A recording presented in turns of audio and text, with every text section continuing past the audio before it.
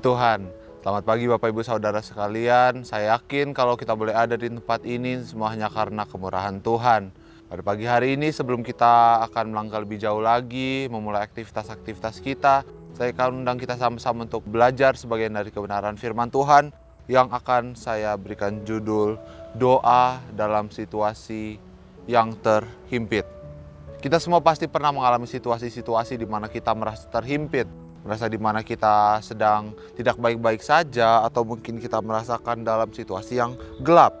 Bukan hanya kita yang pernah merasakan hal-hal yang demikian, namun juga Raja Daud, seorang raja yang kita tahu dengan keperkasaannya, bagaimana ia mengalahkan Goliat, bagaimana ia mengalahkan musuh-musuh di hadapannya, dan bahkan menjadi seorang raja. Ia menghadapi juga masa-masa kegelapan dalam kehidupannya. Kalau mungkin kita baca dalam Alkitab bagaimana Daud pernah dikejar ke dalam gua oleh Raja Saul, ia dibenci, bahkan ingin dibunuh oleh Raja Saul. Itu membuat Raja Daud merasakan masa-masa kegelapan. Di tengah semua yang ia alami, apa yang Daud lakukan adalah ia berdoa kepada Tuhan. Kalau kita lihat dalam Mazmur 143, di situ kita dapat melihat bagaimana Daud pada saat itu meminta pertolongan kepada Tuhan. Bagaimana kalau kita lihat dalam satu pasal itu dari ayat 1 sampai ayat yang ke-12 itu bertulis bagaimana Daud pada saat itu ingin Tuhan mendengar doanya, ingin Tuhan menjawab doanya, bagaimana ia pada saat itu berserah penuh kepada Tuhan. Pada pagi hari ini kita akan belajar bagaimana doa akan membantu kita untuk keluar dari masa kegelapan kita. Yang pertama adalah bagaimana kegelapan mengungkapkan kelemahan kita sebagai manusia. Kita menggunakan doa bukan hanya untuk sekedar meminta, tetapi lewat doa kita mengaku bagaimana Tuhan jauh lebih kuat daripada kita. Kita mengakui kelemahan kita sebagaimana seperti Daud di ayat yang ketiga dan yang keempat.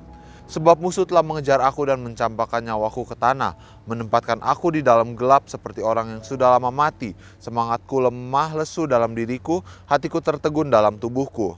Daud pada saat itu sebagai raja, ia mengakui kelemahannya. Bisa saja ia mengakui bahwa ia kuat, tetapi pada saat itu Daud merendahkan dirinya dan mengakui kepada Tuhan bahwa ia lemah, bahwa ia mempunyai kekurangan. Seperti itu juga dalam kehidupan kita.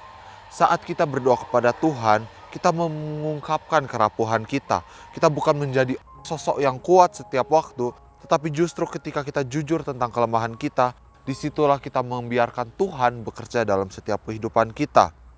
Doa harus lahir saat kita berani berkata kepada Tuhan kalau kita tidak mampu, bahwa kita sedang hancur, bahwa kita membutuhkannya.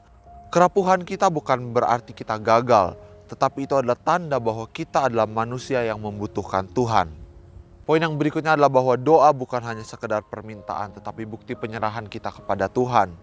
Kalau kita baca dalam ayat yang ke-8 dan yang ke-10, perdengarkanlah kasih setiamu kepadaku pada waktu pagi, sebab kepadamulah aku percaya, beritahukanlah aku jalan yang harus kutempuh, sebab kepadamulah aku angkat jiwaku, lepaskanlah aku daripada musuh-musuhku ya Tuhan, padamulah aku berteduh.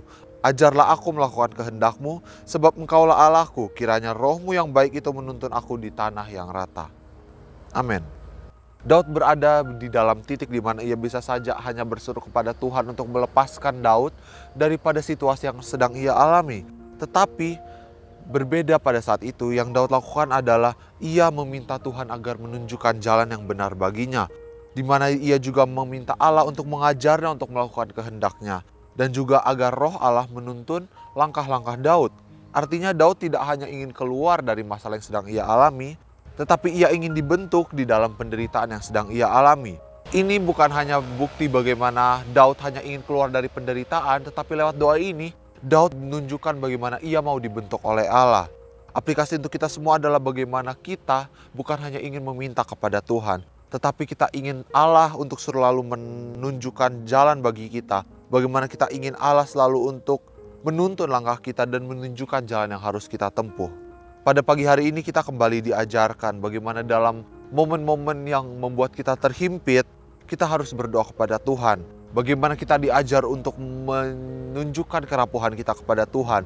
Bagaimana kita mengakui kelemahan kita di hadapan Tuhan. Dan bagaimana kita membiarkan Tuhan bekerja dalam kehidupan kita. Bagaimana kita juga lewat doa kita bukan hanya meminta untuk dilepaskan dari pergumulan kita, tetapi juga agar Tuhan menunjukkan jalan yang Ia inginkan kita lalui. Karena itu janganlah takut pada kegelapan yang sedang kita hadapi. Gunakanlah momen tersebut agar kita dapat berseru agar Tuhan hidupkanlah kita untuk namanya. Bagaimana Allah yang setia akan mengubah momen tergelap kita menjadi kesaksian terbesar bagi kemuliaan namanya. Amin. Untuk kebenaran firman Tuhan, mari kita bersatu dalam doa. Tuhan Yesus yang baik, terima kasih Tuhan untuk firman-Mu yang Kau telah sampaikan Tuhan. Kami percaya Tuhan, kami telah diajar Tuhan untuk terus berdoa Tuhan dalam setiap musim kehidupan kami Tuhan. Dalam situasi tersulit pun yang sedang kami alami Tuhan, kami mau terus lewat doa kami menunjukkan bagaimana kami lemah Tuhan tanpa Engkau Tuhan. Bagaimana kami terus membutuhkan Engkau Tuhan dalam setiap kehidupan kami Tuhan. Kami juga ingin selalu Tuhan menyerahkan Tuhan kesulitan Tuhan kami ke dalam tangan-Mu Tuhan.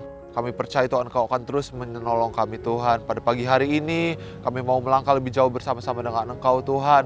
Kami mau meminta Tuhan pertolongan-Mu Tuhan, tuntunan-Mu Tuhan dalam setiap langkah kehidupan kami. Kami akan alaskan doa ini Tuhan, di dalam nama Tuhan Yesus kami berdoa. Haleluya. Amin.